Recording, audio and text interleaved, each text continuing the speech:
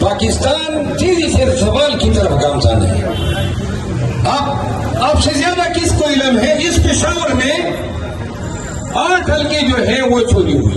آپ کو علم ہے نا؟ میں نے ممبر نیشنل اسمبلی جو کہ 13ویں نمبر پہ آیا تھا، کیا نام ہے اس کا؟ نورعالم کی.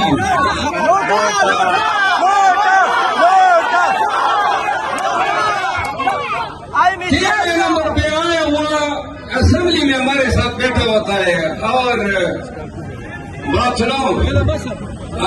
پشتون کے لیے کسی کی چیز چوری کر کے پھر اس پہ تمطراق سے گمنا کبھی زیب نہیں دیتا ہے.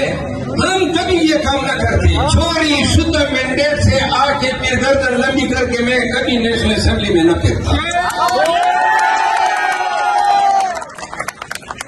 یہ پشاور واحد شہر ہے جہاں پہ وہ ڈی سی کا کیا نام تھا جس نے یہ سارا فراڈ کیا؟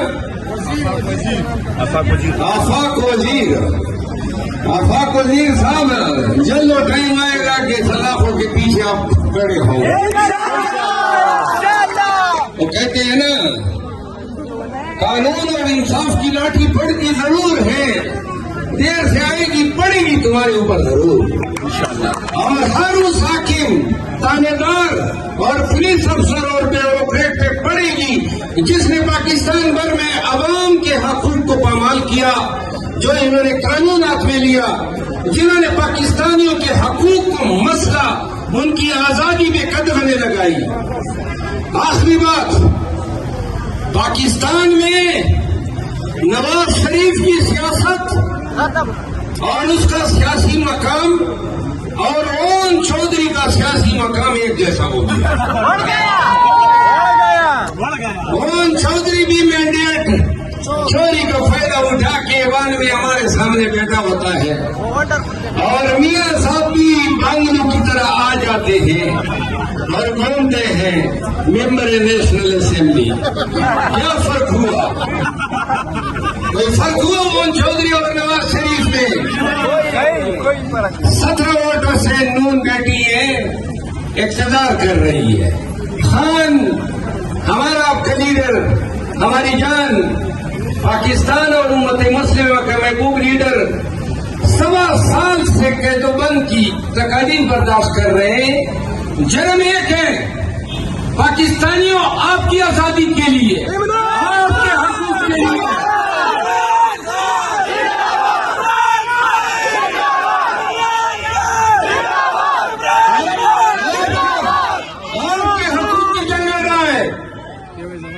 کہیں پہ جا کے لندن کی ٹھنڈی ٹھار ہواؤں میں یہ بھی لطف اندوز ہو سکتا تھا جس طرح میاں صاحب باغے تھے. اور حیرت کی بات ہے، جب سے میاں صاحب نے 2 سال سے پی ڈی ایم نے حکومت سنبھالی ہوئی ہے، 2.5 سال ہو گئے، جس کے پلیٹلیٹس گر گئے تھے، 2.5 سال سے ان کو سر درد کبھی شکایت نہیں ہو گئی. بیماریاں میاں صاحب جی. مروت صاحب، وزیر اعلیٰ پنجاب کے بارے میں 2 لفظ بولے. دے رہے ہیں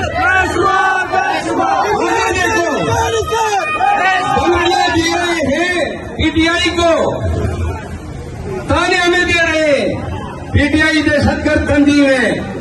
اور بھائی تم سے بڑے دہشت گرد تو کوئی نہیں ہے جنہوں نے آئین کو پامال کیا اور 9 فروری کو پاکستانیوں کا ووٹ چوری کیا. اور تم سے بڑے غدار بھی کوئی نہیں ہو سکتے ہیں. پنجاب میں ایک جیلی وزیر اعلیٰ کو بٹھایا ہوا ہے، فارم 47 پہ اپنا سیٹ ہاری ہوئی ہے، وزیر اعلیٰ بنی بیٹھی ہے.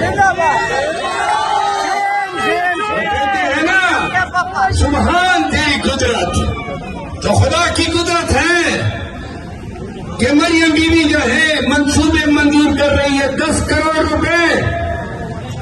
محترمہ اپنی جیب سے دے ڈالتی تو کوئی بات ہوتی، پاکستانیوں کے حق پیدا کر ڈالا ہے آپ نے. 10 کروڑ روپے جو ہے میں نیزاباد جو ہمارا ہیرو ہے اس کو دے رہی ہوں.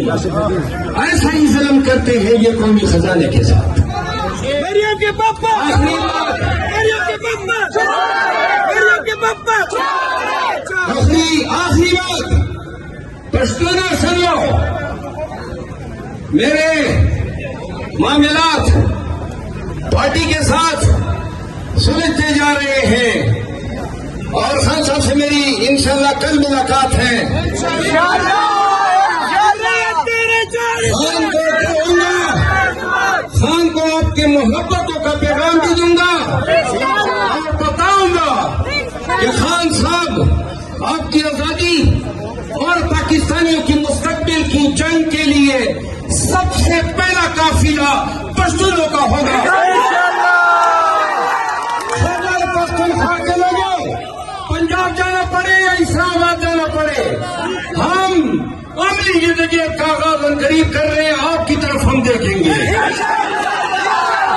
تاریخ لکھی جائے گی اور اس تاریخ میں یہ لکھا جائے گا کہ 2024 میں جب پاکستان کو ضرورت پڑی تو غیر پختونوں نے عالم آزادی، عالم قانون کی حکمرانی بلند کرتے ہوئے پنجاب میں، اسلام آباد میں اور پاکستان میں غیر